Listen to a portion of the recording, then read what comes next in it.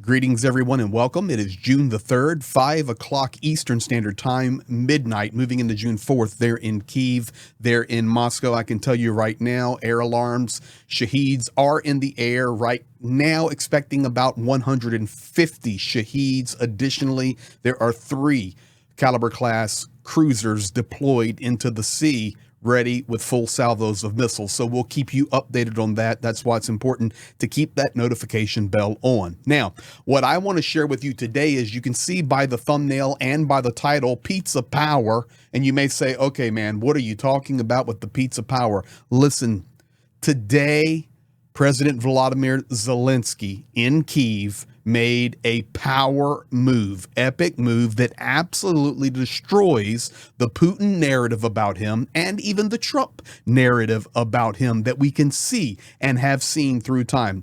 This is the reality of Volodymyr Zelenskyy, and I want to share it with you because you need to see this. And for those out there that think he is some evil person running this massive, corrupt mafia country of Ukraine, those are lies. And today you're going to see what he did that is absolutely impressive. Also, I have for you Levitt's reaching out today, speaking to the media, gaslighting, to be quite honest. It's so ridiculous what she said. We'll get to that. And I have Podolyak coming back in on a Russian response about the United States. All of that happening right now. And as I'm talking, the air alarms are spreading.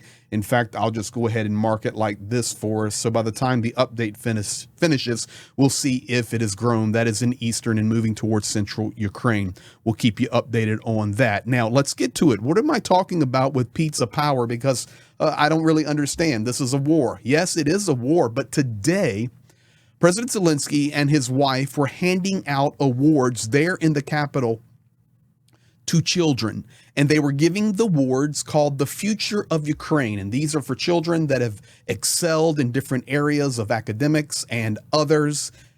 And today, during that awards ceremony, they're handing out the medal, they're handing out the certificates, hanging out with the kids. An air alarm rings out. It's shaheeds and a missile potential. What happens? Zelenskyy takes his wife, all of the kids, and everybody that's there at the award ceremony, takes them into his private bunker and brings pizza for all of them to eat, hanging out. This is the basically, honest to goodness, the leader of the free world right now, President Zelenskyy, who just hours ago, it's like speechless, because I'm going to show you a video just hours ago, leading one of the greatest tactical military strikes in the history of the world. And today, he's sitting in a bunker eating pizza with children hanging out with their cell phones. Here it is. Check this out. You won't believe it. Or maybe you will.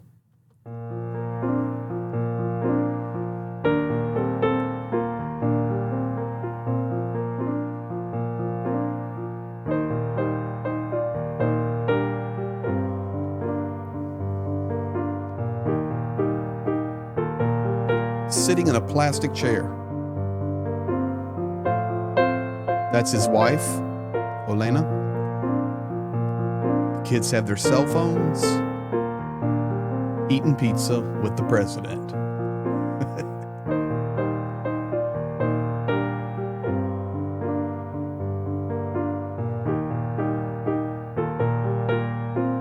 Such an incredible moment. He's talking to the kids there about dipping their pizza into sauce. Ladies and gentlemen, could you imagine? I mean, this is basically the most famous person in the world right now. President Volodymyr Zelenskyy, hanging out in a bunker, eating pizza with kids. They were not shooed away. They were not sent away. Could you imagine kids hanging out, eating pizza with Putin? Or eating pizza, hanging out with Trump? Well, maybe eating pizza, but no, probably that would be tacos. They would be eating tacos. But regardless, this is the best. This is reality. This is the propaganda that, yes, we push because it's truth. This is real Ukraine. And I'm so honored to wear this, my sweatshirt I got there in Ukraine. I'm Ukrainian. Oh, yeah. I'm a card carrying. I have resident permit in Ukraine, and I'm daggone proud of it because that's my president right there. And I'm proud of how he treats people. Power move. Power move. And it destroys the narratives of Putin and Russia and Trump and that MAGA world that think he is some evil person. Let's go to a reality check now. Levitt speaking today at the White House. First of all, we have confirmation multiple times that the White House was not informed of Operation Spiderweb, and that is the greatest thing since sliced bread, because if they had been informed, most likely they would have warned Russia. Let's just call it the way it is. But Russia has responded to that attack today with some commentary, and I'm going to share that with you.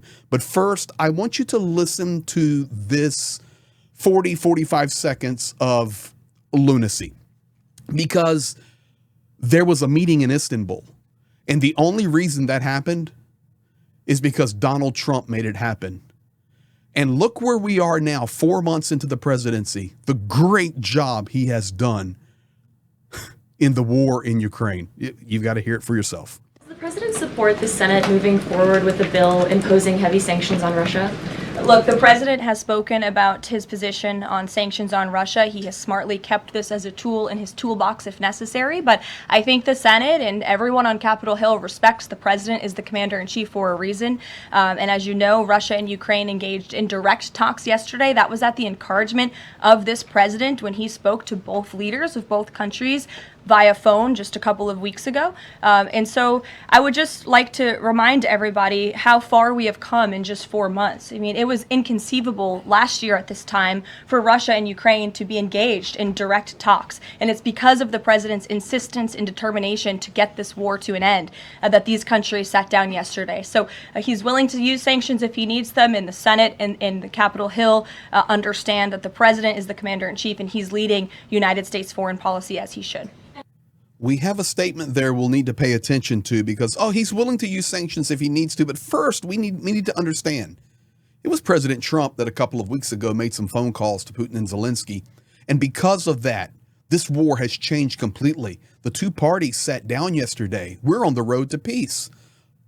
Did we see the massive Operation Spiderweb, bridges being blown up, the Kerch Bridge hit? We see the missiles that are flying throughout Sumy. Do we see the air raids that are just beginning right now and happening? But everything is good because Donald Trump 2 weeks ago made a call. And listen, a year ago, you could have never imagined that we would be in the place that we're at right now. It is just absolutely amazing. But yes, he reserves the right. He has the tool in his toolbox of sanctions, but the Senate absolutely knows that Donald Trump is the leader of American foreign policy. Was that a hint as to where we're heading? Are we heading to a showdown between the Senate and the House and Trump? I don't know. But, I have a toolbox here.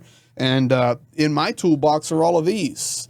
And I can tell you one thing right now. President Vladimir Zelenskyy hanging out today eating pizza with the kids has a lot of these, and they will continue to fly. He even made that statement last night on his tweet. We don't want war. We want peace. But if it doesn't come, he said, you basically haven't seen anything yet. And I think after the demonstrations of the last 72 hours, the world better wake up because Ukraine knows exactly what they are doing. Let's continue. Now, the spin on Ukraine is this coming out of the Russian side in regard to Operation Spiderweb.